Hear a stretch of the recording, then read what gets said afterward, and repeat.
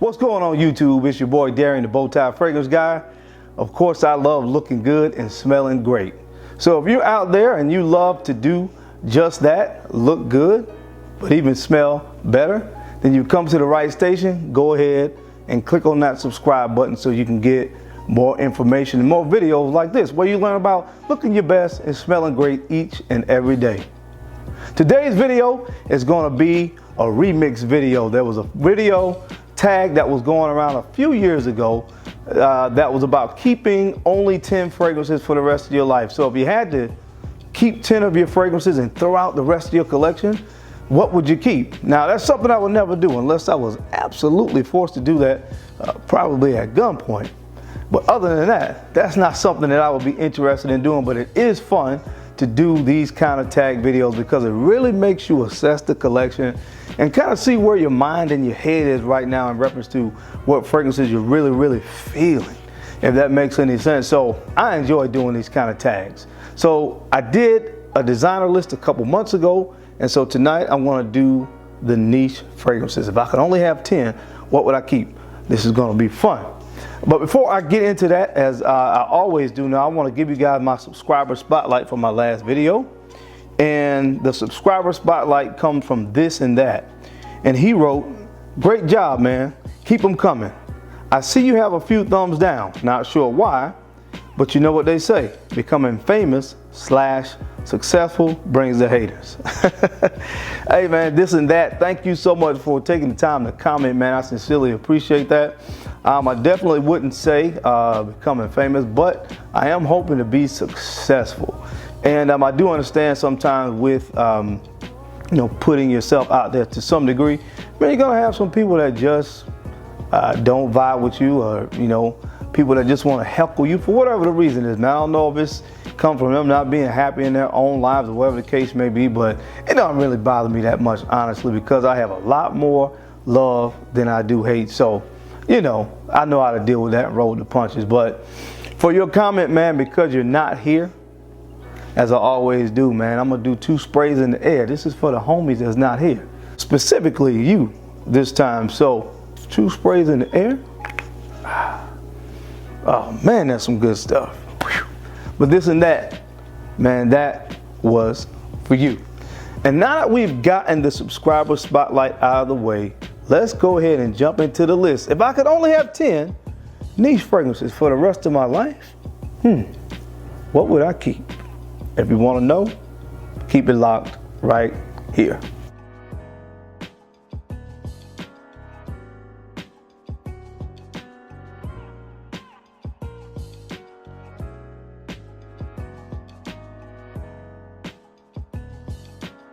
Okay guys, I'm back. Thank you so much for keeping it locked in. I'm not gonna waste any time, man. Let's jump right into this video. I do want to start off with an honorable mention. Anybody that's been following my channel for any amount of time knows how much I love this fragrance and have an affinity for it. I did not want this list to be oversaturated with fragrances from the same house. So that's one thing that I kind of took into consideration when I chose the 10, because one of these houses could have had, well, several of these houses could have had, several fragrances on the list, but I wanted to keep it to 1 per house. But this is my baby. It's an honorable mention. This is Creed's Original Santal. So if I could only have 10, I would some way, somehow smuggle this one in. I don't know if I'll put it in my socks or in the back of my pants or somewhere, but some way, somehow, I would make sure that I had this one as well. So I would have an 11th fragrance stashed somewhere because I love this fragrance that much. A creamy sandalwood, juniper berries. I mean, this is just one of my favorites, man. I love this stuff. Love it, love it, love it. Love the bottle because I love red. But anyway, from the House of Creed, this is one I would smuggle in some way, somehow, Original Santal. I do want to say this as well. There were several Creeds that could have made this list. Some that just missed the cut. Spice and Wood just missed the cut, as well as Silver Mountain Water. I absolutely adore those fragrances, but I wanted to keep it to 1 per house. So those fragrances were just on the outside looking in, but I absolutely adore those as well. So let's go ahead and keep the list moving. I'm just going to reach into the box because these are in no order. I wouldn't try to put these in order because that would give me probably the biggest headache I've ever had. So there's enough going on. I don't need a headache to go along with anything else that may try to come my way. So I won't do that. But the 10th fragrance, and I'm not really, again, keeping numbers, but this is the first one to pull out of the box, man. An absolute gem in the fragrance community at large, and I see why. This one is from the house of Bondage, and this is Reflection, man. I went back and forth in my mind between this and Lyric Man. As you will see, probably as we kind of move throughout the rest of this list, I've really grown to love rose-based fragrances. I never would have thought that, because when I kind of started my fragrance journey, I was kind of anti-fragrances that could potentially lean feminine. But again, rose is a note that you find in a lot of female fragrances, but a lot of rose fragrances I'm finding myself really enjoying and being some of my favorite fragrances. So I went back and forth again between this and Lyric Man, which again is a beautiful rose and incense based fragrance from Bondage, but I went with Reflection, man, because I just could not leave this one out. And because I have a few other rose based fragrances on this list, I gave this one a nod. But again, this is a nice fragrance that has some white florals and sandalwood, jasmine primarily. But man, I absolutely love this stuff. I adore it. It's a staple in my collection in the springtime. Again, I can wear this year round. This is signature scent worthy. But spring is probably the #1 season for this one. So I definitely will have to keep this in my collection again from the house of Bondage. This is Reflection, man. The next fragrance that I would keep is from the house of Xerjoff, and this is Casa Marathi 1888. I don't think I have to say much about the fact that I love this bottle. It's a beautiful presentation on this fragrance, and what's inside the bottle really matches the outer presentation here, because this is just an elegant fragrance, man. This one features carnation, and it kind of gives off, I've seen other people say this and I agree, this root beer kind of vibe in the beginning. I think this has gingerbread in it, if I'm not mistaken, or like a gingerbread type of cord. It smells like it at least. But that's from the spices in this thing, man, combined with the florals. This is from as far as a composition as the way it's composed. This is one of the top fragrances, because this one is one of those fragrances, again, as I've said before, that can give you a lesson on how a fragrance develops and how a fragrance, in my humble opinion, should be blended. This is blended to perfection, man. This is just an absolute beauty. Oh my gosh, man, I love this stuff. I love it, love it, love it, love it. There's no way I could have 10 niche fragrances and not keep this one around from the house of Xerjoff. This is Casa Marathi 1888. The next fragrance that I would keep is a staple in my collection, and I love to wear this in the warm temperatures outside. This is from the house of Rado, and this is Bondage. Bondage. This one right here is what I love about it. It has this kind of nutty vibe to it, right? Woody vibe, but it opens up very, very fresh and citrusy with lemon. There's a lemon note in this, but the star player is an African marigold. Oh my God, again, this stuff, man, I just can't get enough of it. But I can't get enough of this one. This is one of the ones that every time I spray it on my skin, every 5 minutes I find myself going back to my hand, because I just want to get a whiff of it. I want to catch it. And again, I know for a fact the affinity that I have for this fragrance, I would not be able to go without having this in my top 10. Again, I love this stuff from the house of Rado. This is Bondage. The next fragrance on the list comes from the house of Killian. This is Black Phantom. I've talked about this one a lot on this channel, and when I bring it up, I always talk about this fragrance and refer to it as my white chocolate mochaccino. I love that fragrance from Killian. If anybody wants to send me a gift card for Starbucks, And that would give me an opportunity to maybe get a month's supply of white chocolate mochachinos. I would appreciate it. No, I'm just kidding. But this is what this reminds me of. That's my favorite drink at Starbucks. It has a nice coffee note in here. Man, but it's sweet, but it's a very, very real and authentic coffee note that I get from this. But again, with the other notes that's in it, the other sweeter elements of dark chocolate, all kinds of stuff going on here. To me, again, this is a gourmand lover's dream, a Black Phantom. This is another one of those houses for me that when I was making this list, compiling this list, I could have chose a couple other ones, but Black Phantom just edged those out. So it's definitely one. Again, if I could only have 10, man, I gotta keep Black Phantom from the house of by Killian. The next fragrance on my list, guys, comes from the house of Frederic Malle. This fragrance was done by Dominique Ropion, and I'm speechless, okay? For one of the first times in my life, I'm absolutely speechless. When I talked about my love and affinity for the note of rose, this one is definitely in my top 2 rose-based fragrances. The other one is in this list. From the house of Frederic Malle, this is Portrait of a Lady. What I love so much about this one is the use of rose and patchouli. To me, there's such contrasting notes a lot of times. You know, you have rose, and this is one of the most authentic smelling rose notes that I've ever smelled.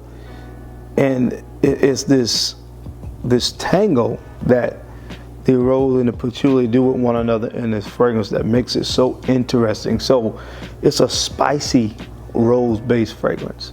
So whereas the rose could really be one of the more feminine smelling roses, the patchouli helps to kind of tone it down and give it the harmony that it needs to be a unisex fragrance and give it some masculinity to it as well as musk. This one is done to perfection. This is fragrance in art. This is a masterpiece. Probably the best from Frederic Malle, if you ask me. This in Musk Ravageur. Absolutely adore this fragrance. From the house of Frederic Malle, this is Portrait of a Lady. The next fragrance on this list, man, I got some bangers. I must say I have some bangers on this list. Every fragrance, of course, that I'm pulling out of this box, I have such an admiration for so many different reasons, and this one is no different. From the house of Rosa Dove, this is Creation E. Boozy, cognac, Coca-Cola vibe. This is the second fragrance in this list that had a vibe of some kind of soda. A Coca-Cola vibe that you get with this on the opening. There's a fizziness to it on the opening, a sparkling nature that you get from Creation E. But one of the best tobacco-based fragrances in the entire world. I absolutely adore this stuff. It is a beast mode performer. You spray this 2 times and you're set to go for the entire day. Again, a lot of fragrances on this list, man. I'm just like completely enamored and in awe of these fragrances. And of course, I'm sure that's why they are fragrances that I chose to be on this list. And this one is, of course, as I said, is no different, man. From the bottle presentation to the juice to the performance to everything about it, I love and adore this fragrance from the house of Rosa Dove. This is Creation E. The next fragrance on the list comes from the house of Bond number 9, and I am talking about New York Oud. So when I talked about Portrait of a Lady, and I said there were 2 fragrances that were my top 2 rose-based fragrances in my collection, this was the other one that I'm talking about.